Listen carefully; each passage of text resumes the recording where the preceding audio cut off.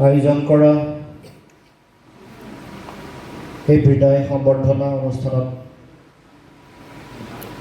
উপস্থিত থকা সদৌ অসম ছাত্ৰ সন্থাৰ সন্মানীয় সাধাৰণ সম্পাদক শংকৰজ্যোতি বৰুৱা ডাঙৰীয়া, মঞ্চত উপবিষ্ট আমাৰ আটাইৰে শ্ৰদ্ধাৰ ডিব্ৰুগড় বিশ্ববিদ্যালয়ৰ সন্মানীয় প্ৰাধ্যাপক ডক্টৰ পল্লৱী ডেকা পূজা বৰুৱা বাইদেউ, মঞ্চত উপস্থিত থকা ডিব্ৰু মহাবিদ্যালয়ৰ অৱসৰপ্ৰাপ্ত অধ্যক্ষ জ্যোতি বৰগোহাঁই বাইদেউ, মঞ্চৰ পৰা ইতিমধ্যে বিদায় লোৱা এই মহাবিদ্যালয়ৰ সন্মানীয় অধ্যক্ষ ডক্টৰ শশীকান্ত শইকীয়া ছাৰ, ইয়াত উপস্থিত থকা আমাৰ অতি শ্ৰদ্ধাৰ শিক্ষাগুৰুসকল,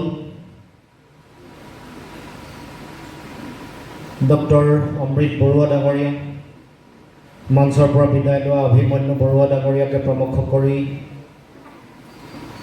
ডিব্ৰুগড় জিলাৰ বিভিন্ন প্ৰান্তৰ পৰা আহি ইয়াত উপস্থিত হোৱা শ্ৰদ্ধাৰ জ্যেষ্ঠ ব্যক্তিসকল, শ্ৰদ্ধাৰ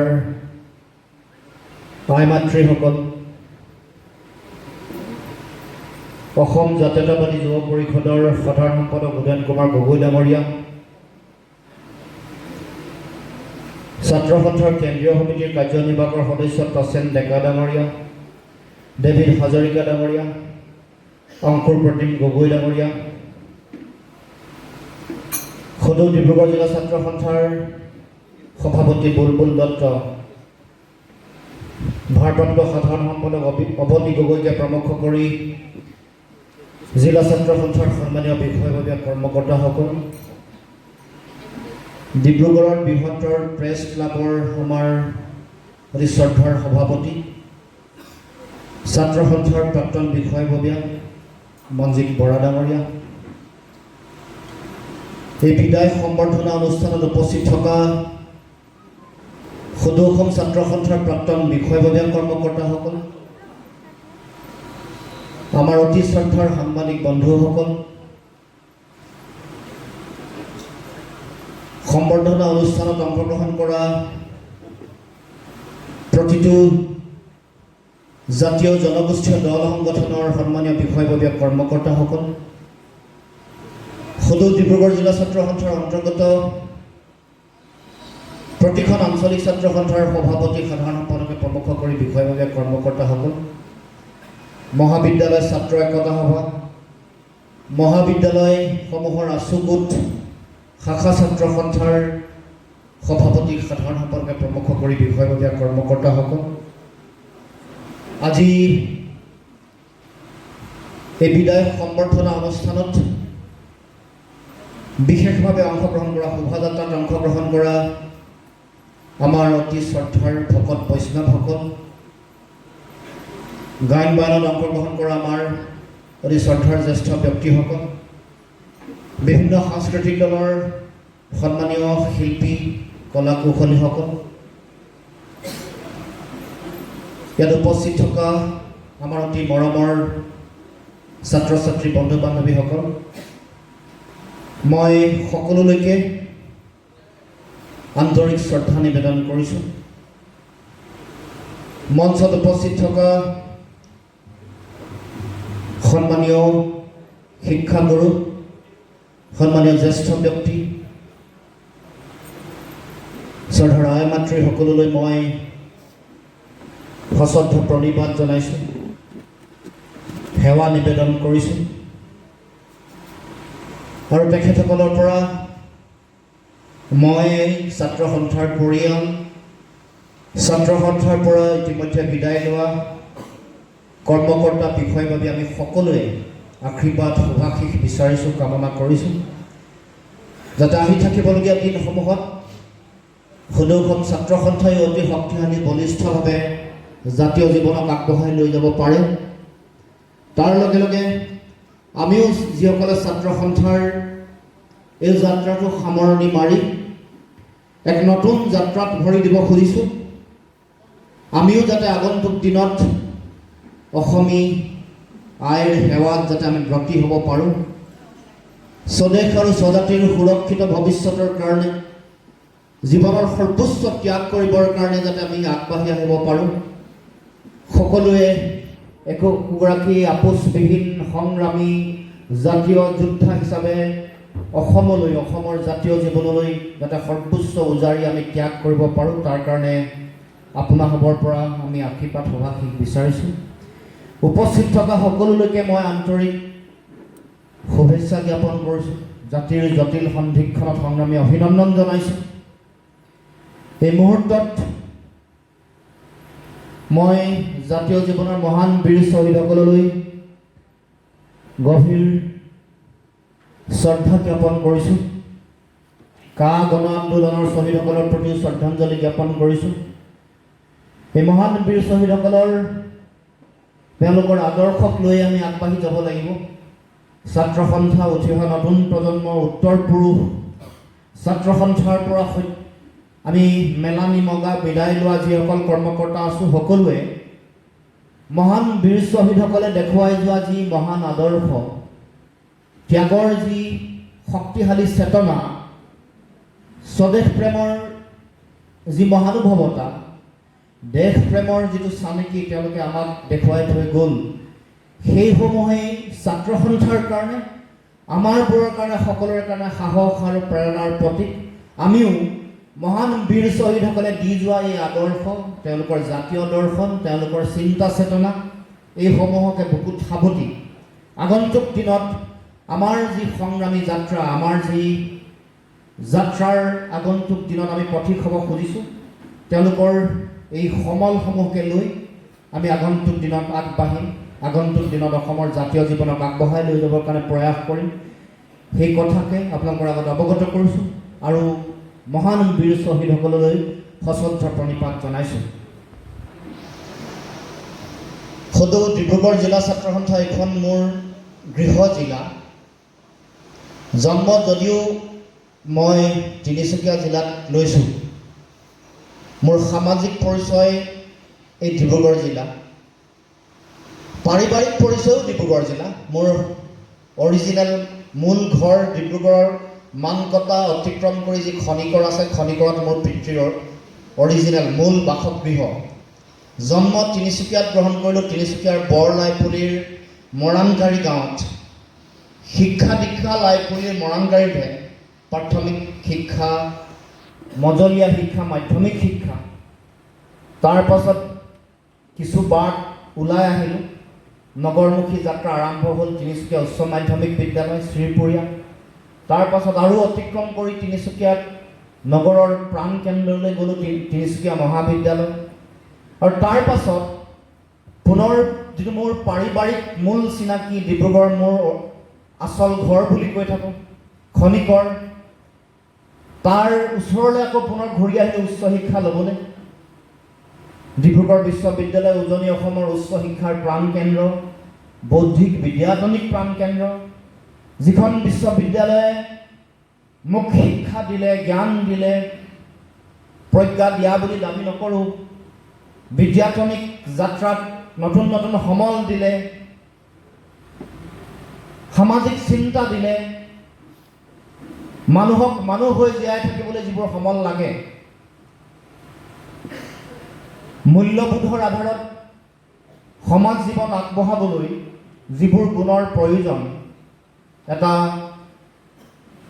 সংস্কৃতিবান মন, প্ৰমূল্যবোধৰ আদৰ্শত জীয়াই থাকিবলৈ লগা সাহস আৰু শক্তি, বিশ্ববিদ্যালয়ৰ সমতাৰ পৰিৱেশ, শৃংখলিত আৰু পৰিকল্পিত জীৱন যাত্ৰা, সমাজৰ প্ৰতি সামাজিক দায়বদ্ধতা, জাতীয় দায়বদ্ধতা, দেশপ্ৰেমৰ এটা অতি উৰ্বৰা ভূমি ডিব্ৰুগড় বিশ্ববিদ্যালয়।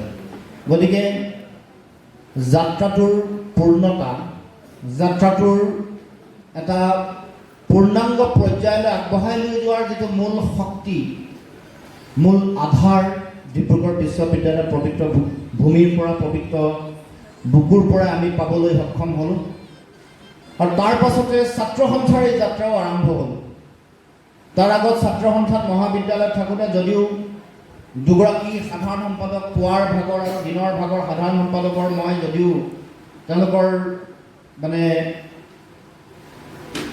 মানে ৰুমমেট আছিল, একে কোঠাৰ সহযোগী একেলগে আছিলোঁ, কিন্তু ছাত্ৰ সন্থাৰ যাত্ৰাটোত তাত যিটো পাব লগা পূৰ্ণতা সেইটো পোৱা নাছিল। কাৰণ চকুত অলে ফটোত স্বপ্ন আছিল বিশ্ববিদ্যালয়লৈ যাব লাগিব, গণিতত যিহেতু সন্মান সহকাৰে অনাৰ্ছ সহকাৰে শিক্ষা গ্ৰহণ কৰিছোঁ, ৰয়েল কম্বিনেশ্যন পদাৰ্থ বিজ্ঞান, ৰসায়ন বিজ্ঞান, গণিত শাস্ত্ৰৰ এফালে পুৱা গধূলি টিউশ্যন, পিছবেলাৰ ভাগত লেবৰেটৰীত পৰীক্ষাগাৰত বিভিন্ন ধৰণৰ মানে ক্লাছ, লেবৰেটৰীত কাম কাজ, শ্ৰেণীকোঠাত শিক্ষা, পুৱা গধূলি প্ৰয়োজন সাপেক্ষে টিউশ্যন, তাৰ মাজত সামাজিক যাত্ৰা। গতিকে তেওঁলোকৰ তিনিচুকীয়া মহাবিদ্যালয়ৰ দুয়োগৰাকী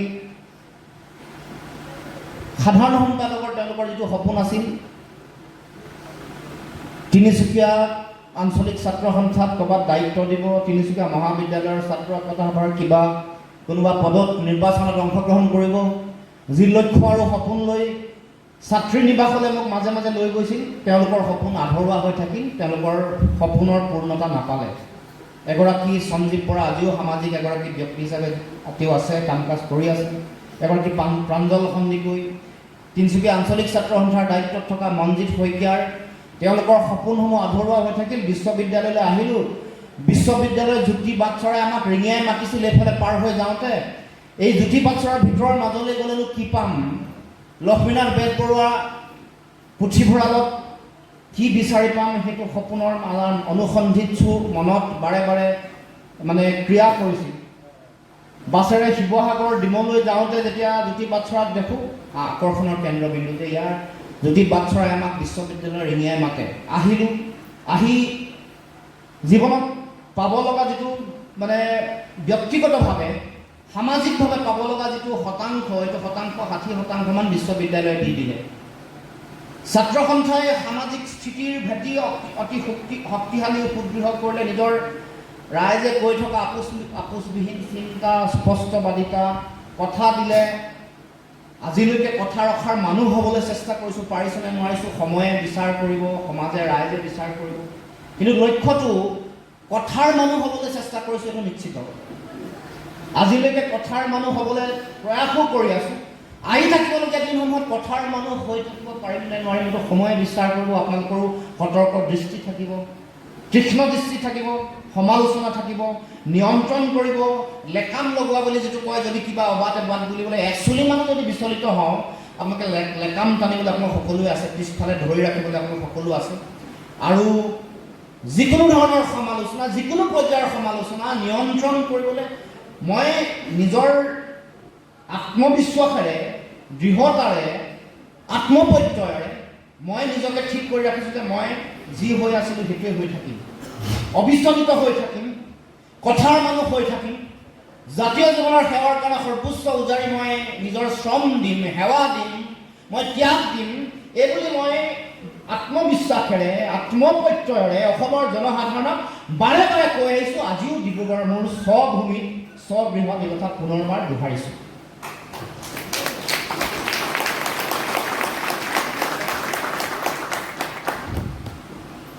হৈ থকাটো, কথাৰ মানুহ হৈ থকাটো, আপোচবিহীন হৈ থকাটো, মই ভাবোঁ যে এইটো যথেষ্ট টান কাম। টান কাম হ'লেও এইটো সম্ভৱ, অসম্ভৱ নহয়, এই কথাও মই ক'ব খুজিছোঁ। গতিকে মই এই কথা বহুবাৰ কৈছোঁ যে মোৰ যদিও যাত্ৰা নতুন যাত্ৰা বুলি যদিও কোৱা হৈছে, যাত্ৰাটো মাজত কোনো ধৰণৰ আদৰ্শগত পাৰ্থক্য নাই, যাত্ৰাটোত কোনো ধৰণৰ চৰিত্ৰগত পাৰ্থক্য নাই, যাত্ৰাটোত জাতীয় দৰ্শনৰ লগত কিবা হিন্দেৰী হ'ব পৰা ধৰণৰ চিন্তা ইয়াত নাই। যাত্ৰা এটাই, কেৱল মাত্ৰ যাত্ৰাটোৰ নতুন এটা পন্থা সলনি হৈছে, পন্থা সলনি হৈছে, আদৰ্শ মোক আজি সদৌ অসম ছাত্ৰ সন্থাৰ পবিত্ৰ মঞ্চখনত যি অৱস্থানত মোক পাইছে, যি চিন্তা আৰু চেতনাৰ সত্তা বুলি কোৱাটো উচিত হয়তো নহয়, সত্তা বুলি মানুহে ভাবিছে, সেই সত্তাটোৰ হানি বিঘিনি নোহোৱাকৈ ৰাখিবৰ কাৰণে মই সৰ্বোচ্চ উজাৰি মই চেষ্টা কৰিম। গতিকে মই সেইকাৰণে কৈছোঁ যে যুঁজখন যেনেকৈ কঠিন, নিজৰ আদৰ্শটো, নিজৰ সমগ্ৰ ভাৱমূৰ্তিটো একেধৰণে ৰখাটো অত্যন্ত টান কাম, অতি কঠিন কাম। সময়ে বিভিন্ন ধৰণৰ প্ৰত্যাহ্বান, বিভিন্ন ধৰণৰ চল চাতুৰি, কুট কৌশল, প্ৰলোভন, বিভিন্ন ধৰণৰ বিভ্ৰান্তি সৃষ্টি কৰা পৰিৱেশ, মানুহৰ বিভিন্ন ধৰণে বিভিন্ন কথা বতৰাৰ মাজত ষড়যন্ত্ৰৰে সকলো ধৰণৰ নিষেধ কৰাৰ বিভিন্ন ধৰণৰ ষড়যন্ত্ৰ থাকিব। তাৰ মাজত নিজক নিজে ঠিক ৰখাৰ যিটো চেষ্টা, এইটো ভাবোঁ ইয়াত যথেষ্ট আত্মবিশ্বাসৰ প্ৰয়োজন আছে, যথেষ্ট ত্যাগৰ প্ৰয়োজন আছে। আৰু সেইকাৰণে কৈছোঁ যে আজি মই যিটো স্থানলৈকে আহিলোঁ, এই স্থানৰ পৰা মই মোৰ যাত্ৰাটো ঊৰ্ধ্বমুখী যাত্ৰা কৰিম নে মই একে ধৰণৰ একে গ্ৰাফৰ মাজেৰে যাম, এটা সমান্তৰাল যাত্ৰা কৰিম, নে মই এটা নিম্নমুখী যাত্ৰালৈ যাম, এইটো মোৰ নিজৰ কাম কাজ, মোৰ আদৰ্শৰ লগত আপোচ নকৰা চিন্তা। মই যি আদৰ্শ আৰু যি লক্ষ্য, যি ত্যাগ আৰু দৰ্শনৰ চিন্তা চেতনাৰে আগবাঢ়িছোঁ, ইয়াক জীয়াই ৰাখিবলৈ মই সৰ্বোচ্চ উজাৰি দিব লাগিব। তেতিয়াহে মই হয়তো মই সমান্তৰাল যাত্ৰাটো ৰাখিব পাৰিম, নহ'লে ঊৰ্ধ্বমুখী যাত্ৰা হ'ব। আৰু যদি মই এই আদৰ্শসমূহ জীয়াই ৰাখিব নোৱাৰোঁ, তেতিয়াহ'লে এটা স্খলিত যাত্ৰা, এটা নিম্নমুখী যাত্ৰা, গ্ৰাফৰ মানে ঊৰ্ধ্বমুখী যাত্ৰা সামৰি তললৈ গতি কৰিব লাগিব। গতিকে এই কথা আমি বিশ্বাস কৰোঁ যে সদায় আপুনি মই এটা আৰামজনক এটা স্থানত, কমফৰ্ট জ'ন বুলি যাক কয়, তাত থাকি কাম কৰি আটাইতকৈ বেছি ভাল পাওঁ। ছাত্ৰ সন্থাৰ সাধাৰণ সম্পাদক, ছাত্ৰ সন্থাৰ সভাপতি, ছাত্ৰ সন্থাৰ উপদেষ্টা, ছাত্ৰ সন্থাৰ মুখ্য উপদেষ্টা, এইবোৰ হৈ দীঘলীয়া পৰিক্ৰমা এটাত আপুনি থকাটো এইটো সহজ ৰাস্তা।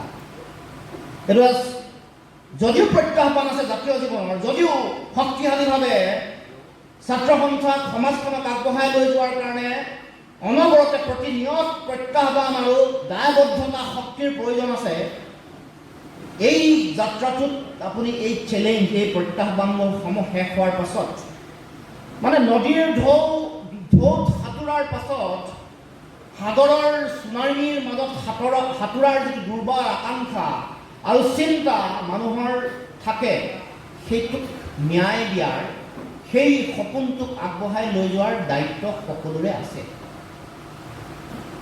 নহ'লে যদি নদীৰ মাজত অনবৰত কমফৰ্ট জ'ন আপুনি সাঁতুৰি থাকে, এটা দিন পানী ঘোলা হ'ব। ঘোলা পানীত আপোনাৰ গাত বিভিন্ন ধৰণৰ ৰোগে, চৰ্ম ৰোগে দেখা দিব।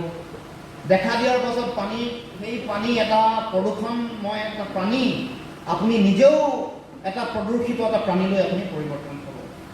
গতিকে ধাৰাবাহিক নৈৰ সুঁতিৰে গৈ সাগৰত গৈ পোৱাৰ যিটো লক্ষ্য, সেই লক্ষ্যত মূল লক্ষ্য হিচাপে লৈ, এই লক্ষ্য আপোনাৰ মোৰ লক্ষ্য নহয়, এই লক্ষ্যক যদি জাতীয় লক্ষ্য বুলি কয়, পৃথিৱীৰ এই মহাসাগৰখনত অসমৰ মানুহৰ আত্মপৰিচয়ৰ যিটো চিন্তা আছে, আত্মপৰিচয়ৰ চিন্তা মানে মই টান কথা ক'ব খোজা নাই, পৃথিৱীত অসমীয়া মানুহৰ এইখিনি মানুহ আছে, এই মানুহখিনিক পৃথিৱীত এটা ভাল জাতি হিচাপে প্ৰতিষ্ঠা কৰাৰ আমাৰ যিটো চিন্তা আছে, যিটো সপোন আছে, সেই সপোনক আমি সকলোৱে বাস্তৱ ৰূপ দিব লাগিব। এইটোৱে হ'ল সহজ কথা, সাধাৰণ কথা।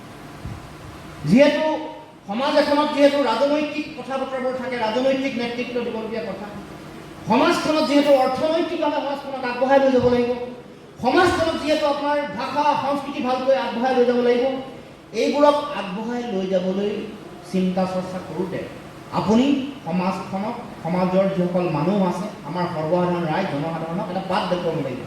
এই বাট কেনেকৈ দেখুৱাব, কোনে দেখুৱাব? ছাত্ৰ সন্থাই এটা পৰ্যায়লৈকে এই বাট দেখুৱাবলৈ তেওঁলোকে অফুৰন্ত প্ৰয়াস কৰিছে, দুৰ্বাৰ তেওঁলোকৰ মানে জন্মলগ্নৰ পৰা সংগ্ৰামী ধাৰাৰে সমাজখনক আগবঢ়াই লৈ যাবৰ কাৰণে চিন্তা চৰ্চা কৰিছে। চিন্তা চৰ্চাৰ পূৰ্ণতা দিবলৈ হ'লে আমি আৰু কিছু কৰাৰ প্ৰয়োজনীয়তা আছে, কিছু আমাৰ কৰণীয় আছে। গণতান্ত্ৰিক ব্যৱস্থা এটা সমাজখনক এই কথা বতৰাবোৰৰ পূৰ্ণতা অৰ্জন কৰিবলৈ হ'লে এটা বিশেষ ব্যৱস্থাৰ ৰাজনৈতিক সামাজিক ব্যৱস্থাৰ মাজেৰে আগবাঢ়িব লাগিব। এইটো আপুনি মই কেতিয়াও অস্বীকাৰ কৰিব নোৱাৰোঁ। ছাত্ৰ সন্থাৰ মঞ্চৰ অসীম শক্তিৰ পিছতো কিছু সীমাবদ্ধতা ক'ৰবাত থাকি যায়।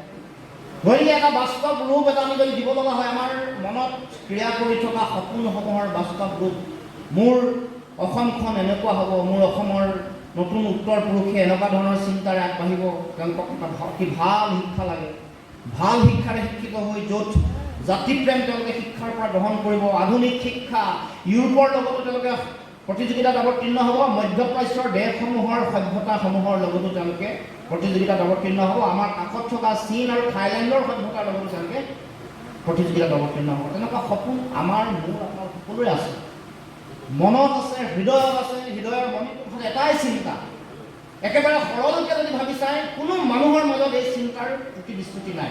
চিন্তাটোক সপোনটোক খেলি মেলি কৰিলে আমাৰ যিসকলে আমাক ব্যৱহাৰ কৰি তেওঁলোকে এটা ৰাজনৈতিক কৌশল কাজ কৰে। আমাৰ সপোন এটা একেবাৰে অতি শাশ্বত সপোন, এটা স্বাৰ্থহীন এটা সপোন, কোনো ধৰণৰ তাত পাপবোধ নাই, এটা একেবাৰে অতি নিৰ্ভেজাল এটা সপোন লৈ সকলোৱে যায় যে মোৰ সন্তান সন্ততি এটা ভাল শিক্ষা পাব লাগিব, এটা উচ্চ মূল্যবোধ লাগিব, তাক এটা ভাল জীয়াই থকাৰ অৱলম্বন লাগিব, নিজে নিজৰ ভৰিৰ ওপৰত থিয় হৈ যাতে থাকে, সি যাতে 830 টকাৰ ভিক্ষা লৈ লাইন কৰিব লগা নহয়, সি 930 টকাৰ ভিক্ষা বিচাৰি লাইন কৰিব লগা নহয়, সি বিনামূলীয়া গেছৰ কানেকশ্যন বিচাৰি লাইন কৰিব লগা নহয়, সি পথাৰত খেতিয়েই কৰিব। মোৰ সন্তানে পথাৰত খেতিয়ে কৰিব, খেতি উৎপাদন কৰি খেতি বিক্ৰী কৰিবলৈ তাক ব্যৱস্থা লাগিব, তাক যাতে উৎপাদিত সামগ্ৰীৰ ধানৰ প্ৰকৃত মূল্য যাতে মোৰ সন্তানে পায়, সেইটোৱে পিতৃ মাতৃয়ে বিচাৰে। সি নিজে খেতি বাতি কৰি ধান বিক্ৰী কৰি ধন অৰ্জন কৰি স্বাভিমানী মানুহ হৈ জীয়াই থাকিব খোজে, সি ভিক্ষাৰী হৈ জীয়াই থাকিব নোখোজে। আমাক ভিক্ষাৰী কৰি হ'বলৈ বাধ্য কৰা হৈছে। খোৱা আপোনালোকে ভিক্ষাৰী হোৱা আৰু আমাৰ মানুহেও তেওঁলোকৰ সেই নিচা এটা নিচাগ্ৰস্ত কৰি দিয়া হৈছে, এটা নিচাৰে নিচাগ্ৰস্ত কৰি তাৰ পিছে পিছে আমি দৌৰিছোঁ অসমত। তেতিয়া নাজানো আমি এই সমস্যাসমূহৰ সমাধান কেতিয়া কৰিব পাৰিম।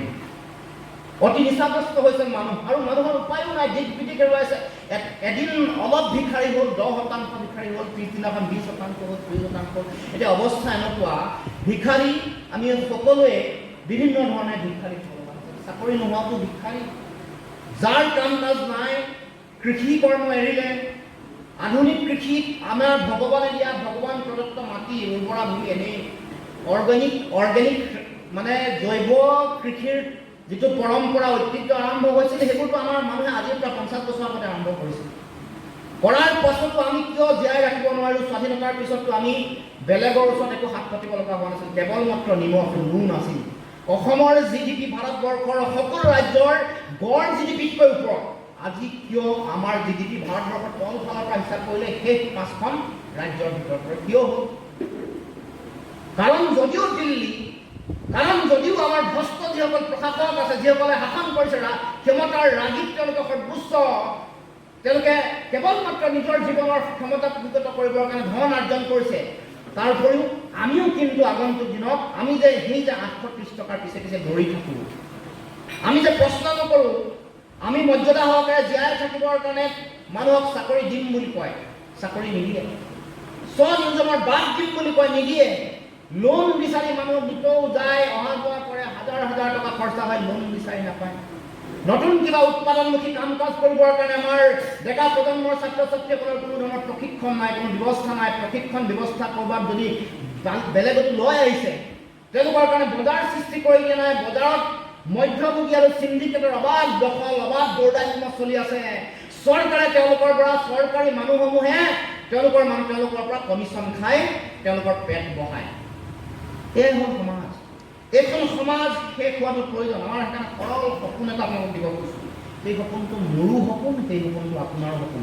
মৰ্যাদা সহকাৰে অসমীয়া নামৰ জাতীয়তাবাদটো, অসমৰ জাতীয়তাবাদটো প্ৰতিষ্ঠা কৰিব লাগে। জাতীয়তাবাদ মানে মই কানৈ মহাবিদ্যালয়ৰ এই প্ৰেক্ষাগৃহত কৈ থকা ফুলজাৰি মাৰি থকা জাতীয়তাবাদ নহয়। ৰাজনৈতিক জাতীয়তাবাদৰ উপৰিও আমি যাতে সামগ্ৰিক ঐক্যবদ্ধ সামূহিক জাতীয়তাবাদ, আমাৰ মাটি ভেটিৰ ওপৰত নিয়ন্ত্ৰণ, সম্পদৰ ওপৰত নিয়ন্ত্ৰণ আৰু ইয়াৰ ভাল প্ৰয়োগ, আমাৰ অৰ্থনীতি আমি অৰ্থ ব্যৱস্থাত উৎপাদনশীল এটা মানুহ হিচাপে নিজকে প্ৰতিষ্ঠা কৰাৰ সপোন সাকাৰ ৰূপ যাতে পায়, আমাৰ ভাষা, কৃষ্টি, সংস্কৃতি, সামাজিক ভৱিষ্যত, জীৱন ধাৰণৰ মানদণ্ড এইবোৰ ঠিক কৰাৰ, এইবোৰ সুৰক্ষিত কৰাৰ এটা ব্যৱস্থা লাগে। নহ'লে আমি সৰ্বকালৰ কাৰণে অসমীয়া জাতি ভিক্ষাৰী নোহোৱা এটা স্বাভিমানী এটা জাতি। সেইকাৰণে দিল্লীয়ে অন্যায় কৰাৰ লগে লগে বজ্ৰকণ্ঠে অসমৰ মানুহ গৰ্জি উঠিলে। গৰ্জি উঠা নাই অকল কেৱল মাত্ৰ অসম আৰু ইয়াতে অসমৰ জিলা ৰাজ্যৰ বিভিন্ন প্ৰান্তত গৰ্জি উঠা নাই, গৰ্জি উঠিছে ভাৰতবৰ্ষৰ বিভিন্ন প্ৰান্তত থাকে অসমৰ জনতাই।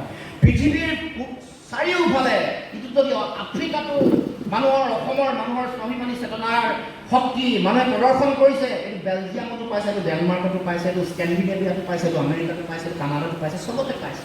এইটো চীনতো যদি কোনোবা আছে গামোচা দেখুৱাই অসমৰ মানুহৰ স্বাভিমানক প্ৰতিনিধিত্ব কৰিছে।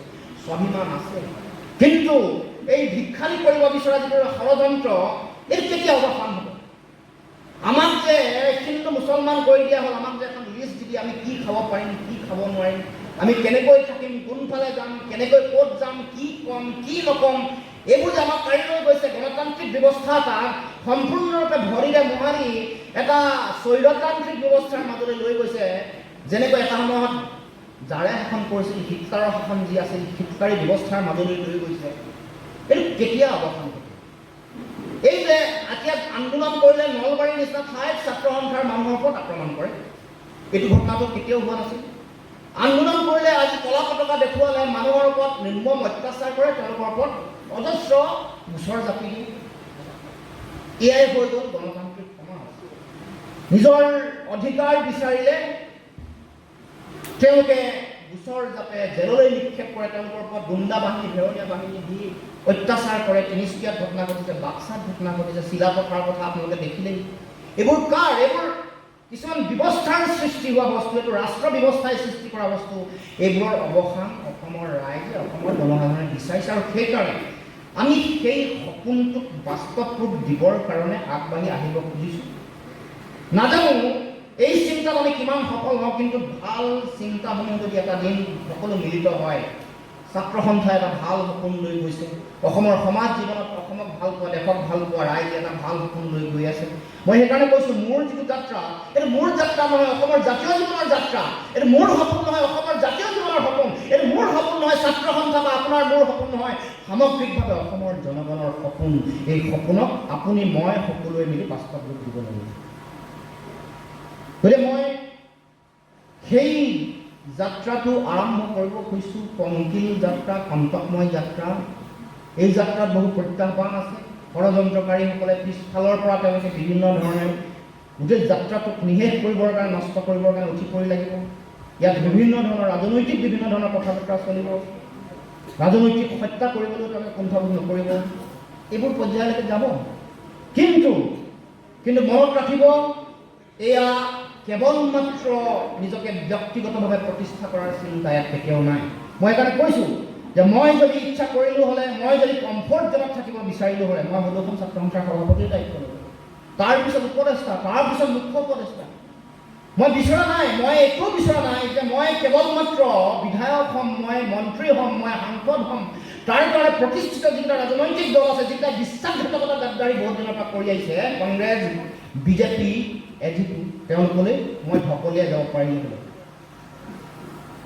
তেওঁলোকে অসমৰ ৰাইজক বাৰে বাৰে বিভ্ৰান্ত কৰি আহিছিল যে লুৰিণজ্যোতি গগৈ ছাত্ৰ সন্থা এৰাৰ পিছত কংগ্ৰেছলৈ আহিব, কোনোবাই কয় যে লুৰিণজ্যোতি গগৈ ছাত্ৰ সন্থা এৰাৰ পিছত বিজেপিলৈ আহিব, নৰপদে বহিব। এইবোৰ তেওঁলোকৰ ৰাজনৈতিক অপপ্ৰচাৰ, তেওঁলোকৰ অস্ত্ৰ আৰু আহিলা আছিল।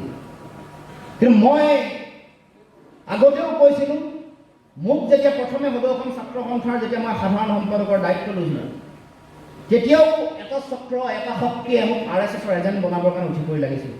মই তেতিয়া একো উত্তৰ দিয়া নাছিলোঁ। এটা কথা কৈছিলোঁ যে সময়লৈ অপেক্ষা কৰক, সময়ে ক'ব লুৰিণজ্যোতি গগৈ কি হয়, আৰু সময়ে ক'লে মই কোন হয়। আৰু আহি থাকিবলগীয়া দিন মই ক'ব খুজিছোঁ, অপেক্ষা কৰক সময়লৈ, মই কোন হয় সময়ে ক'ব।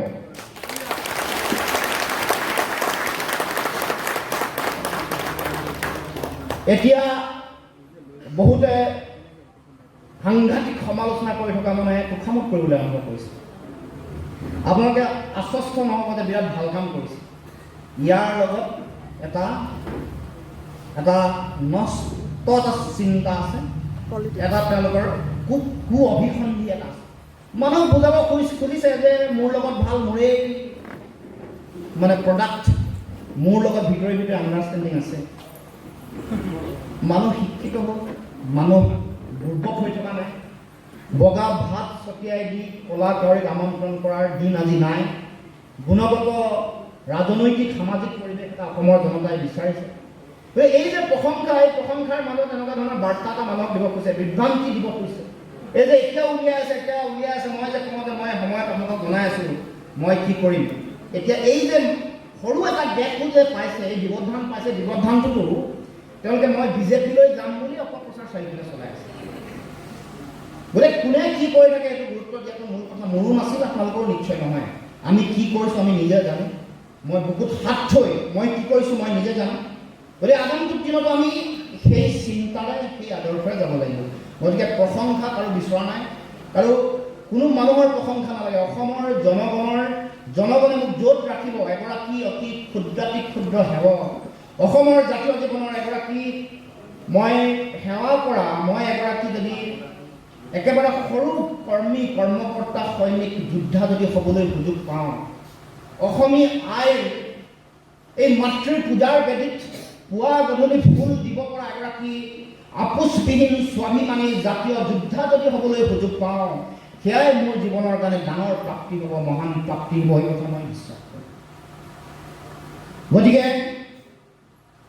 প্ৰশংসা, তুষামোদ, মূল্যায়ন এইবোৰ কথা মই কেতিয়াও বিচৰা নাই।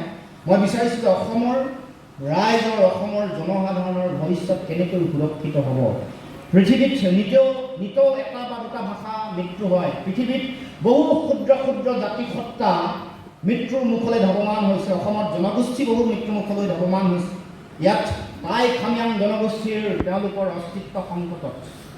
আৰু কোনোবা জাতিসত্তা এনেকৈ নিতৌ মৰিব, আৰু আমি প্ৰবল আশাবাদী যদিও আমি যদি এতিয়াই যদি আমি সজাগ সচেতন নহওঁ, জাতিক প্ৰেমেৰে উদ্বুদ্ধ হৈ সমাজখনক যদি আমি আগবঢ়াই লৈ নাযাওঁ, তেতিয়া অসমীয়া জাতিসত্তাও মৃত্যুমুখী দিশত যাত্ৰা আৰম্ভ কৰিব। আমি অতি আশাবাদী, কেতিয়াও ক'ব খোজা নাই যে অসমৰ সমাজ জীৱন, অসমৰ জাতীয় জীৱন মৃত্যুমুখলৈ যাব। স্বাভিমানী জাতি এটাই ইয়াৰ যিটো জাতীয় চৰিত্ৰ, কেতিয়াও কাৰো লগত পৰাজিত হ'বলৈ নিশিকা এটা জাতি, কেতিয়াও কাৰো লগত মূৰ দোৱাবলৈ নিশিকা এটা জাতি, কেতিয়াও কোনো কাৰণতে কেতিয়াও আঁঠু কাঢ়িবলৈ বাধ্য নোহোৱা এটা জাতি। সেই জাতি আগন্তুক দিনতো যুঁজি জীৱনৰ সৰ্বোচ্চ উজাৰি নিজৰ আত্মপ্ৰতিষ্ঠাৰ সংগ্ৰামখনত অসমৰ সমাজ জীৱনক শক্তিশালী ৰূপত প্ৰতিষ্ঠা কৰিব, এই কথা মই দৃঢ়তাৰে বিশ্বাস কৰোঁ। গতিকে কিন্তু মই ক'ব খুজিছোঁ, এতিয়া সংকটৰ সময়ত সিদ্ধান্ত লোৱাৰ, অংগীকাৰ লোৱাৰ, সংকল্প লোৱাৰ সময়। এতিয়া যদি সুলুক ধুলুক হয়, এতিয়া যদি দুমুখীয়া চিন্তাৰে যদি আমি আগবাঢ়োঁ, এতিয়া যদি আমি সুবিধাবাদী মানসিকতাৰে আমি সমাজখনক আগবঢ়াই লৈ যাব খোজোঁ, তেতিয়াহ'লে নিশ্চিতভাৱে সেনেকুৱা সমাজৰ ভৱিষ্যত অন্ধকাৰ দিশলৈ যোৱাটো আৱশ্যভামী যাবই, নিশ্চিত।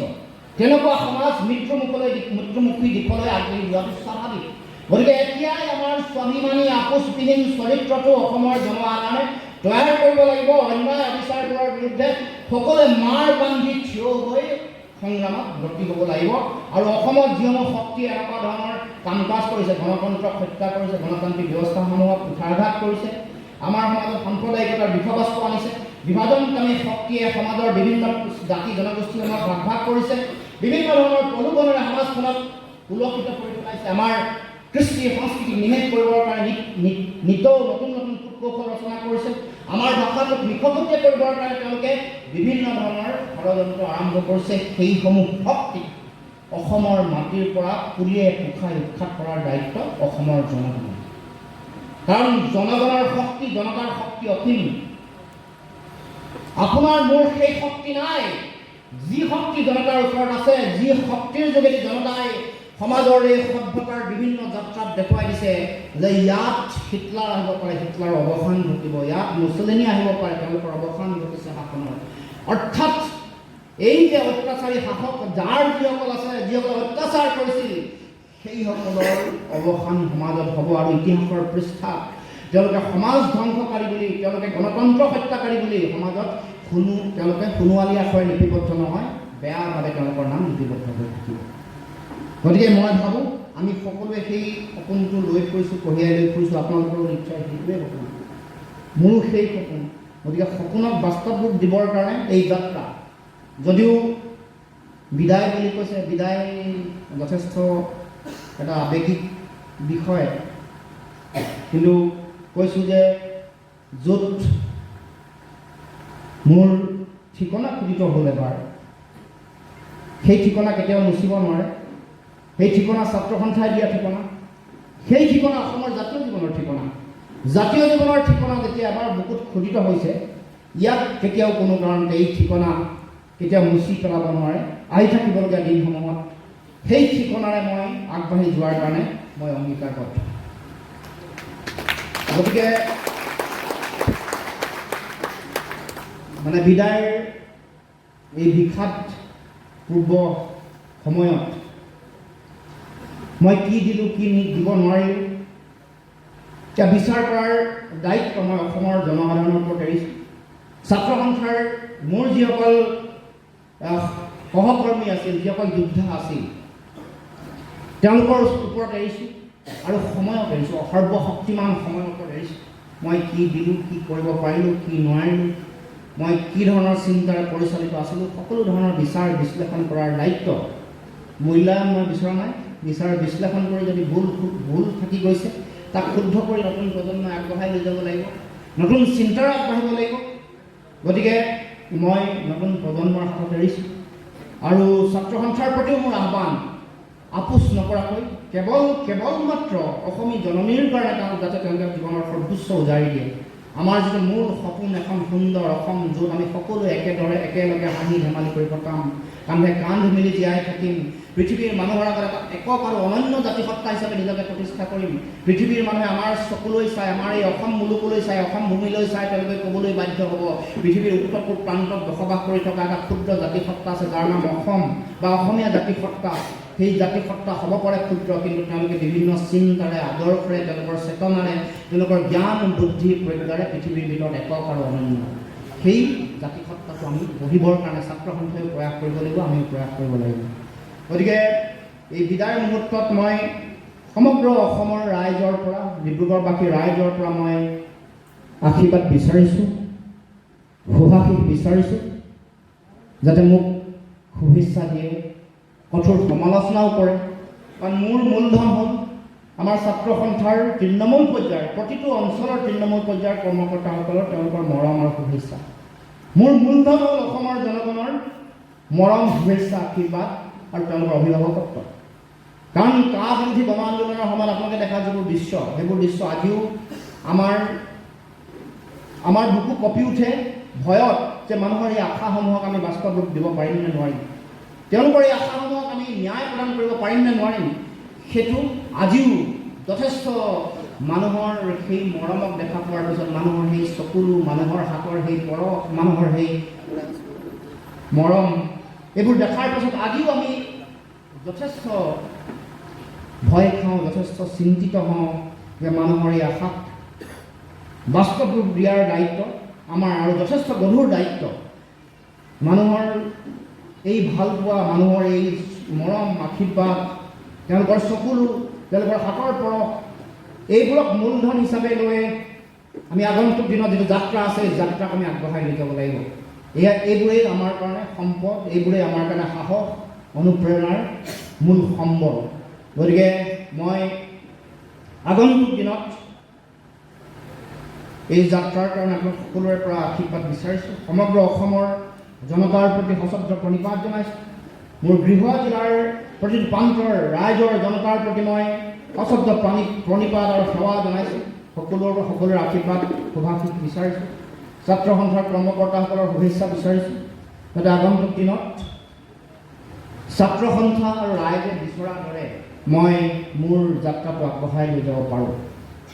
গতিকে এই সময়ত বিদায় বেলাত এইখিনিকে কৈ পুনৰবাৰ সকলোৰে প্ৰতি আন্তৰিক শ্ৰদ্ধা জনাই সমগ্ৰ অসমৰ জনগণৰ প্ৰতি জাতীয় জীৱনৰ এই সংকটৰ কালত সংগ্ৰামী অভিনন্দন জনাই অসমৰ জাতীয় জীৱনৰ আত্মপ্ৰতিষ্ঠাৰ যি মহাসংগ্ৰাম আছে এই সংগ্ৰামখনত আমি সকলোৱে ঐক্যবদ্ধ সন্মিলিতভাৱে আমি জয়লাভ কৰিম, জয়যুক্ত হ'ব পাৰিম বুলি আশা ৰাখি আৰু সকলোৱে আমি নতুনকৈ আৰম্ভ কৰিব খোজা যিটো ধাৰা, যিটো চিন্তা, যিটো আদৰ্শ চেতনাৰ ঔৰসত জন্মগ্ৰহণ কৰা এটা আশাবাদী ধাৰা, এই ধাৰা আজি অংকুৰিত হৈছে। এটা দিন নি এজোপা বটবৃক্ষ হৈ ধৰা দিব। সেই বটবৃক্ষৰ ছাঁত জিৰাই সকলোৱে একেলগে সমস্বৰে অসমীয়াৰ জয়গান গাম, সকলোৱে জয় অসম ধ্বনি দিম আৰু সকলোৱে একত্ৰিতভাৱে অসমৰ জাতীয় জীৱনক আগবঢ়াই লৈ যাম। অসমৰ জাতীয় জীৱনৰ গৌৰৱ উজ্জ্বল বিজয় ধ্বজা নীলিম আকাশত উৰুৱাই ৰাখি অসমীয়া জাতীয় জীৱনক মহিমামণ্ডিত কৰিম। তাকে কৈ সেই সপোন মোৰ বুকুত জীয়াই ৰাখি সেই সপোনৰ একো টুকুৰা মণিমুকুতা আপোনালোকৰ মাজত সিঁচি দি মই মোৰ বক্তব্য সামৰণি মাৰিব খুজিছোঁ। ধন্যবাদ জনাই